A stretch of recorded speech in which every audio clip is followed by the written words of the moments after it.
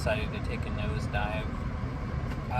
So here we are again, a day late, as I seem to be doing more and more with these.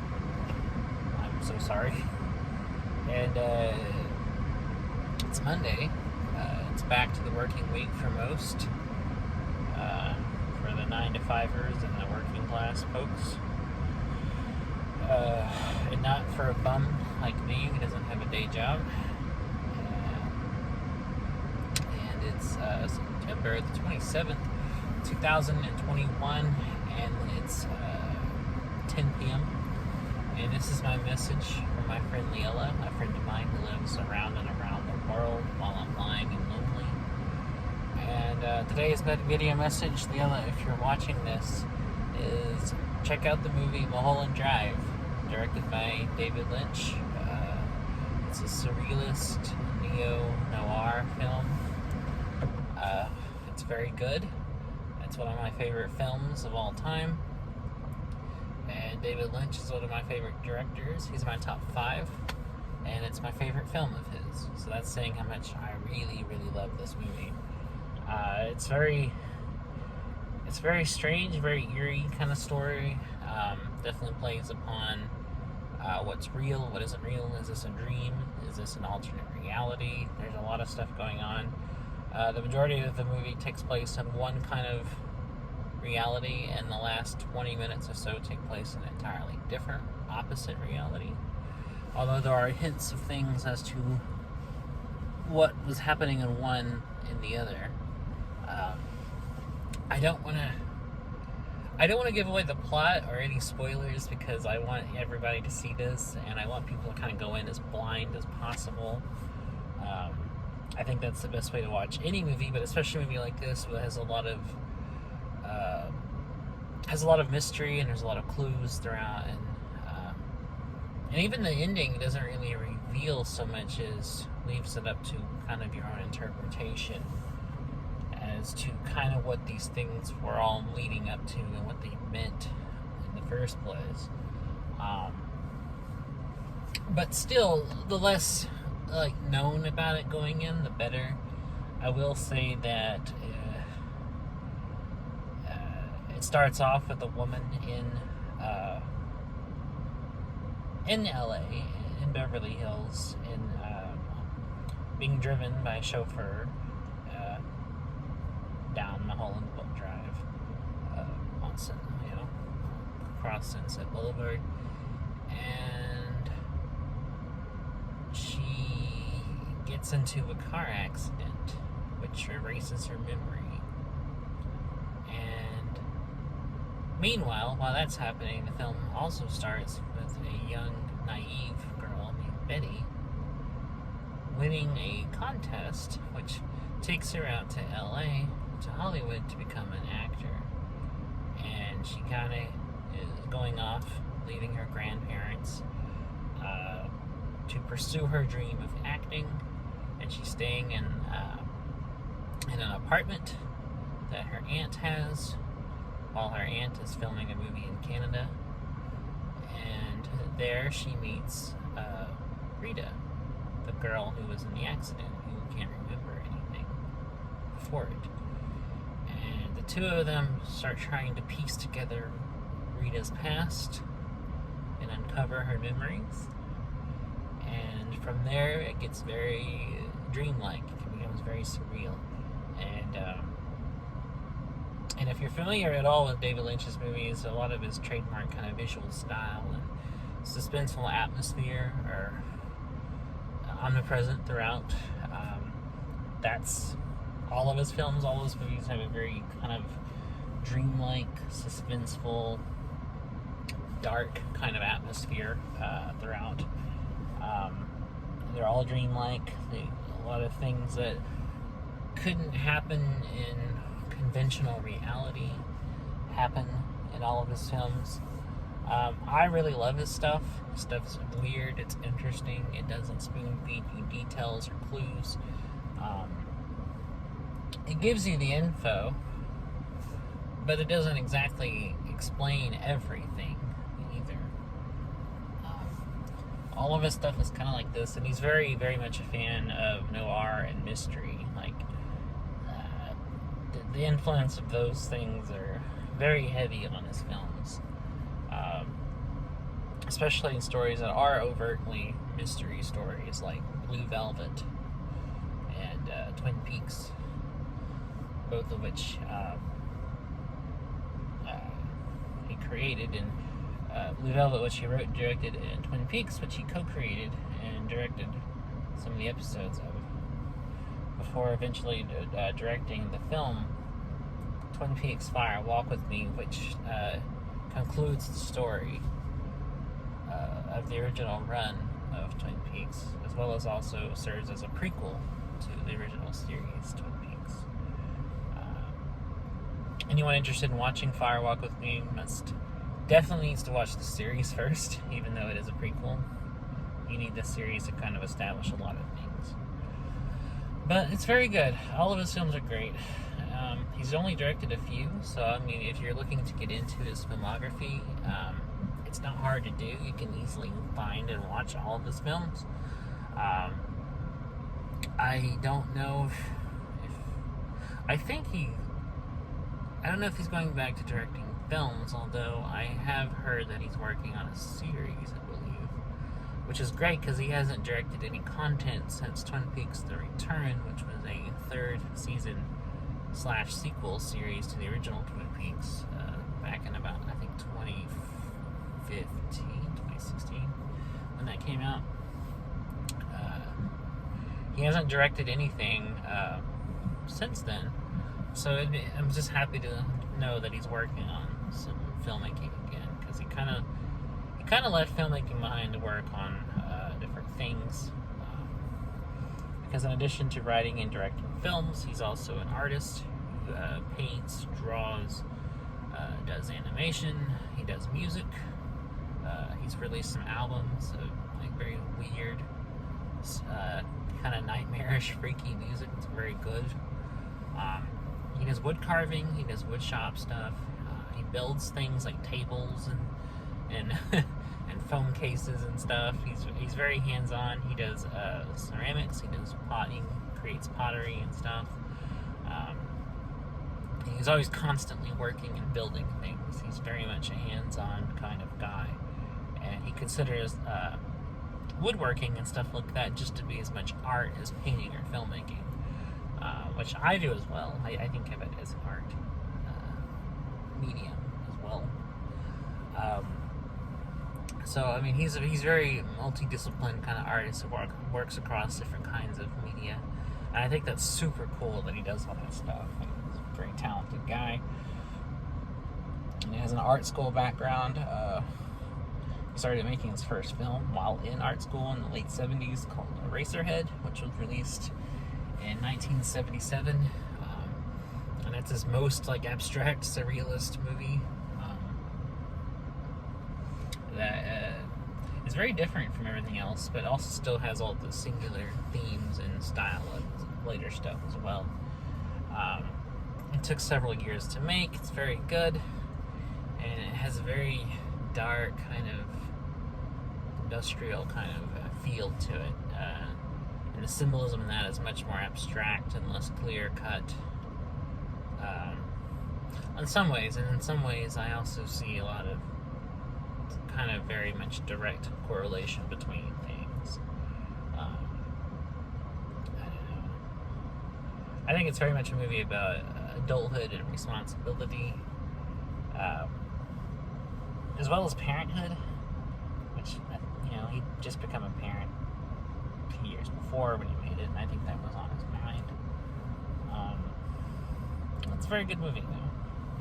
All of his stuff's good, though. He went on, after Eraserhead, he actually had a studio film. He directed The Elephant Man, which is crazy to think that he went from releasing this kind of independent, you know, low-budget art house movie, and then was handed the reins to do a studio film, like pretty much right after. Mel Brooks actually produced the film and gave him the job, and very much liked his work. And then from there, he did a few studio things. He directed Dune, which was a flop critically and audience-wise, which kind of made him go back into independent filmmaking while still also kind of having the prestige and critical acclaim, which allowed him to develop Twin Peaks for television. But dealing with executive heads and stuff was never his style. He doesn't like them imposing on his work. He actually, I think, left the first season and then came back to fix everything in the second season because he didn't like the direction that show was going. Which is understandable.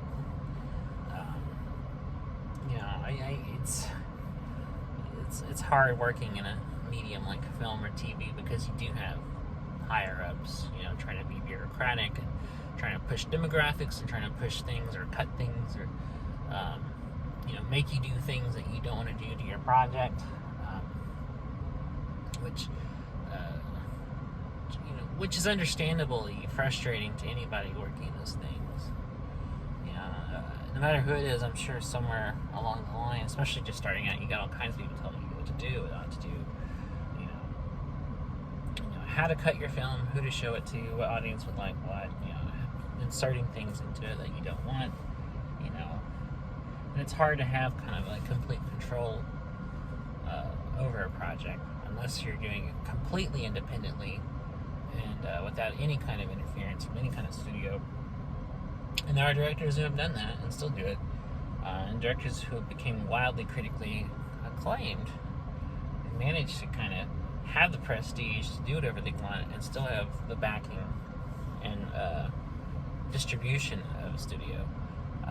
Stanley Kubrick was very lucky enough to do this because he was, very much an artist and very much, fits the auteur, and still had the backing and clout of a studio who just let him do whatever the hell he wanted. But they knew he was so talented and was such a visionary director that he was able to do what he wanted, and people still went to see it, and the numbers still came out because all producers care about is the box office. And so you can do whatever you want if you can raise the money to do so, and get butts in seats. And there's some directors that do that. There's some directors who make weird shit, but it's weird shit in a way that appeals to a wide range of people and can fortunately make weird shit and sustain a career doing it because it's weird but appealing enough for people to like. And David Lynch very much kind of fits this mold. He's not obscure or unpopular by any means. He's very famous. He's very well known. He has millions of fans the worldwide. He's managed to work in pretty much any kind of medium he's wanted to success and acclaim. And he has a lot of fanboys like me who really love his work and support him and are eagerly interested in whatever he decides to do. So some people can make it work and some people can't. And he's just one of those people that's able to do it. But I don't know. I'm just a huge fan. He's one of my favorite directors. He's up there with Kubrick as far as like my all-time favorites.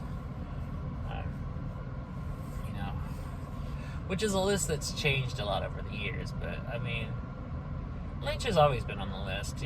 Others have come and gone, but David Lynch has always been one of the top spots, and that hasn't changed in the last 15 years or so. But I've had various favorite directors come and go and change spots on my favorite list. Lynch and Kubrick are like the only two that have not moved or have been taken down a peg or anything. Those two have always consistently been my favorite, and then other people have kind of come and gone. The three directors that have never not been in my favorites top 5 list are David Lynch, Stanley Kubrick, and Hayao Miyazaki. Hayao Miyazaki is, of course, the director of the animated anime films like Kiki's Delivery Service, Castle in the Sky, Howl's Moving Castle, Spirited Away, Porco Rosso, The Wind Rises, and a bunch of other great movies. He's another artist. He's works is beautiful and has fans and admirers, and adoring critics the world over. His stuff, rightfully so. He's a fantastic director who is a beautiful artistic vision that he brings to his animation. He's a true craftsman of animation. So I mean, it's hard not to like Hayao Miyazaki. The sheer, technical brilliance that he brings to his stuff, and the vast world and scope of his movies are so interesting. He always has likable characters, and he's not afraid to tell very kind of slow-paced, languid stories that are more just character pieces than really anything else. I love that stuff. Hayao Miyazaki knows how to combine like my personal favorite things to make like glorious movies.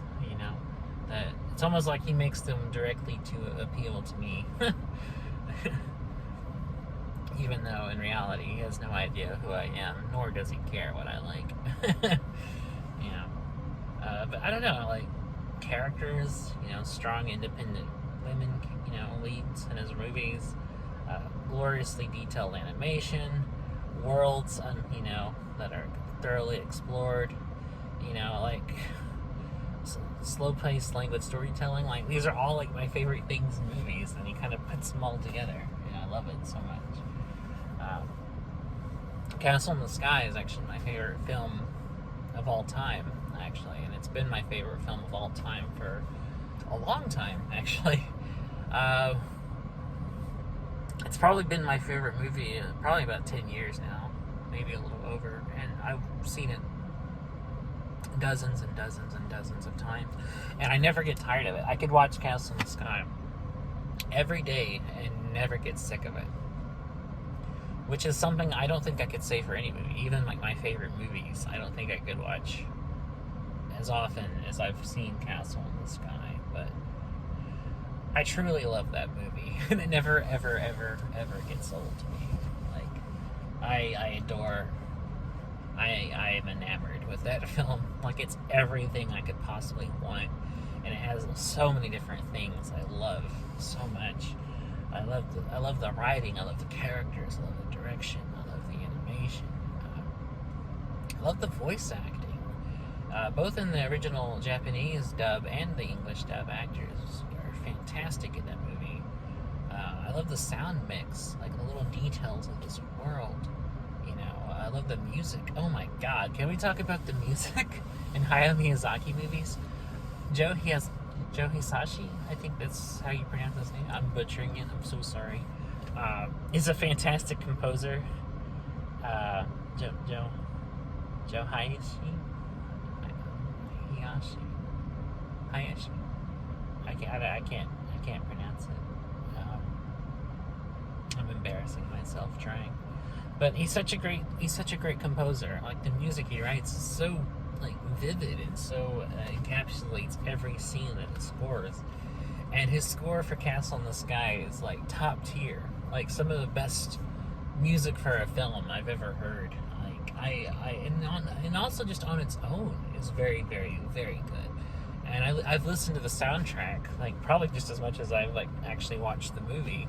And I just love his music. And I love all of his soundtracks, even for films that he's scored outside of Ghibli, like movies I haven't even seen. I've listened to the soundtracks for, and they're so good. Like he's just one of my favorite composers. Like that guy, like can do no wrong. He's like the musical equivalent of Hayao Miyazaki. Like just always hits it out the park every time. It's so talented and so imaginative in what he comes up with, and so that perfectly meets the visual aspect of Miyazaki's movies, and just these like fantastic epicness of scope and feeling and depth of emotion that he brings to films is the same way Joe brings to his music. I've rarely seen directors blend image and sound as well as Miyazaki. Very few directors, I think, have just nailed it the way he does. Very few come to mind. Stanley Kubrick very much did so, especially with films like Full Metal Jacket, Shining, all of his movies, though, really. And even just his use of outside music, like songs, that are not score pieces, but music used, non-diegetically. Use them perfectly in movies like Full Metal Jacket. Martin Scorsese perfectly knows how to use music and sound, or visuals and sound. Just watch something like Goodfellas. It's perfect. The perfect use of song, perfect use of score, combined perfectly with the image going on. Oh my God, who else? I'm trying to think. Those are my three. Those are three I instantly think of. Quentin Tarantino, another brilliant filmmaker, another brilliant screenwriter. Who I love, by the way, who I think makes some very, very great movies. He's never made a bad film. And like David Lynch, he's only made a few, so he's another director that if you're thinking about getting into his filmmaking, into his filmography, definitely check it out, because he's only made, 8 films, so, you have time to go back and watch them. They're all great, and his use of music and imagery in those is fantastic. Both score and especially in his case, non-diegetic music. Quentin actually in the past has not used score very often, and has almost entirely used non-diegetic, using pop music, 70s songs, stuff like that, as opposed to original music in his films, to great effect. I can't picture his movies without those uses of songs like that, especially things like Pulp Fiction or Kill Bill. I'm trying to think of who else. I know there's a few others, if I'm really thinking about it, blend image and music very well. Well, of course, the director Shinichiro Watanabe, the director of anime series like Cowboy Bebop and Kids on the Slope, perfectly matches music and imagery very well in his anime work,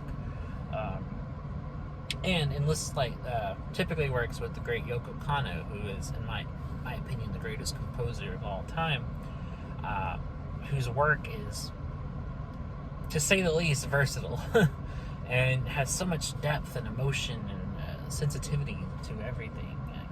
Yoko Kanno could write a soundtrack for a phone book, and it would be amazing. It would be like the best damn soundtrack for a phone book you've ever listened to. And Shinichiro Watanabe knows perfectly how to use her music blended perfectly into the images and sequences in his stories, and perfectly knows how to edit and time scenes according to music. That's why, one of the many reasons why Cowboy Bebop works so well. And why that is truly a standout masterpiece of a series. And no, I don't throw around the word masterpiece for everything. I actually don't use that word freely like a lot of people do. I only use it for things that I think really are worthy of being called a masterpiece. And, call me basic all you want to, but Cowboy Bebop really does live up to the hype it gets. It does genuinely live up to the critical acclaim it gets. And I would love to see Shinichiro Watanabe make films. As far as I know, I don't know if he's directed any films except the Cowboy Bebop movie. If he has, I've forgotten, because he mostly just works in series. But still, his series are some of the best television I've ever seen. Which very few things in TV, I think, stand up to, I think, cinema, the level of quality. There's a lot of trash in cinema, but I can think of more trash in the medium of TV because it's so young and there's so much stuff in it that's not really treated as serious art, but more just mindless entertainment. Although there is a lot of fantastic and very well-written series in television, too. Of course, I would never say that there isn't. I'm not one of those people that thinks, there's nothing to offer in television. I think certain series are just as well written as films, and they're just and TV is actually getting more and more better and more betterly written and betterly. That's not a word. Fuck it, I'm gonna use it. TV is actually getting better and better and better. We're living in a golden age of it where it's become just as good. The writing and direction is becoming just as good as anything in movies, and we're really seeing it peak. I'm talking specifically about older TV. Most of that I don't think matches the level of cinema, but again, I mean, it's apples and oranges. They're two different mediums, and one medium has been around a whole lot longer than the other. But out of older TV, I can think of very few things like, before the 90s that were like truly great work of art. I just don't think there was a lot really artistically going on in TV before the 90s. I think the 90s is when television really took off, as far as like kind of all live action, cartoons, anime, everything. I think really started getting much better in the 90s. But anyways, getting off the topic of TV and going back to the topic of movies, I think there's so much. There's so many good films out there. So many great directors working. You use music very well. Paul Thomas Anderson uses music very well. Wes Anderson uses music very well. The Coen brothers, use music very well. And all these guys make great movies too. Not just the use of music, but just as movies. Like all three of those guys write and direct like fabulous movies, and are some of the best directors working right now. There's a lot of great filmmakers working right now.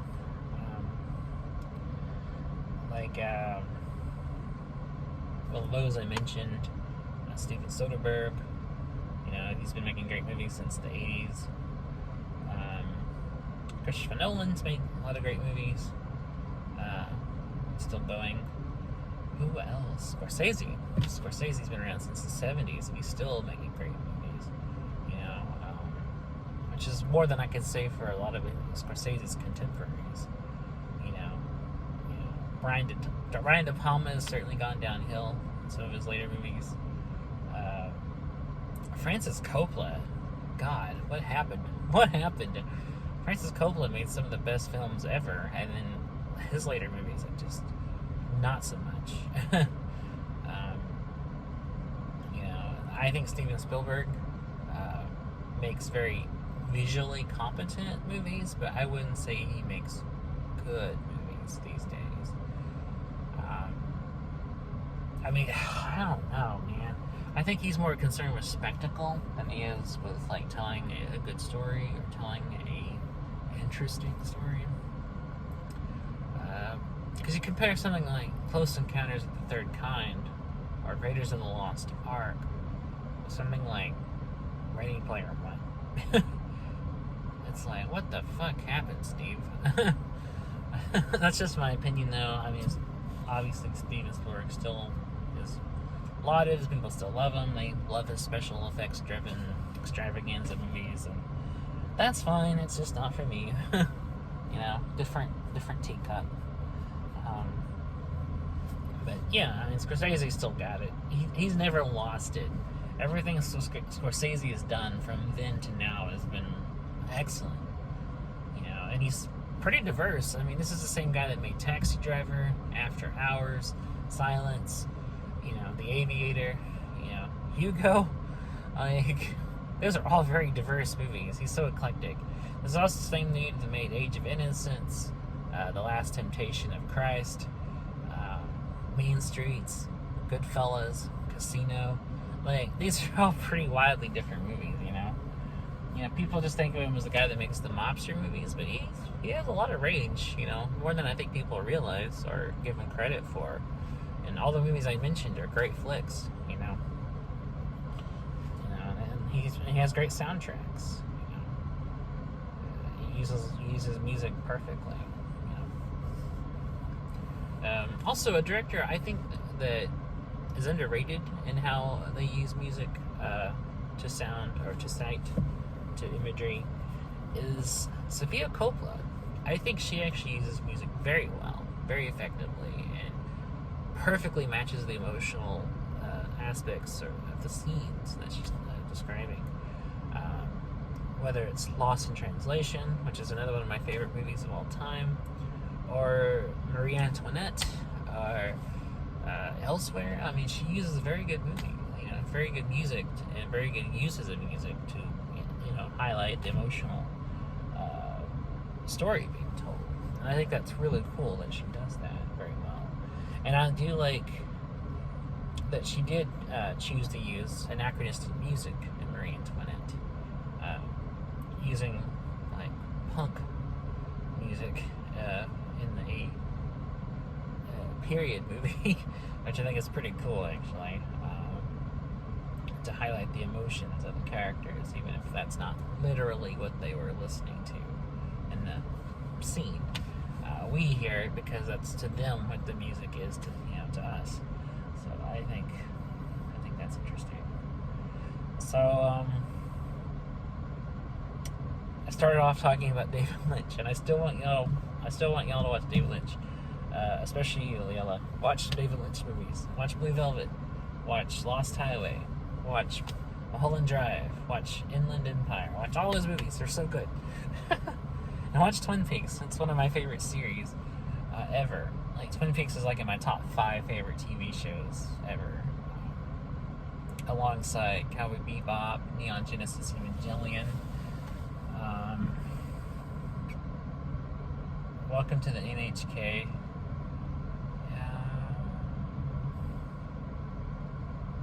And I would think the other one I would put for like my top favorite out of that list, because those are all like my top favorite shows, is Frasier, actually, the sitcom. I love Frasier. It's such a good show, and even though it's a sitcom, it's very smart. It's very clever. It's very funny. The characters feel like realistic. They feel like real people. And it just it nails drama and comedy so well. It's just very good. Like, it's a underrated sitcom actually, and I stand by that. So, anyways, that's me babbling about for like 30 minutes. Because I wanted to make up for missing another day, because I've just been wiped. I had a lot of shit going on, and I've been wiped, and I'm just really having the difficulty finding motivation to put out a video every single day like I was. I'd like to get back to that. I've just needed a little time to recharge my batteries, I guess you could say. And sorry. My back started hurting for no reason. Just wham, out of nowhere. Ow, it hurts. Anyway, I'll try to do this tomorrow. I can't guarantee it, but I'm going to give it a shot. And just know that I'm sorry if I haven't been posting as much, Lilla. I hope you understand. I love you very, very much. You're an amazing person. You're an amazing friend. And you mean the world to me. I hope you know that. And I hope to talk to you again soon. And I will see you the next time. So catch you later.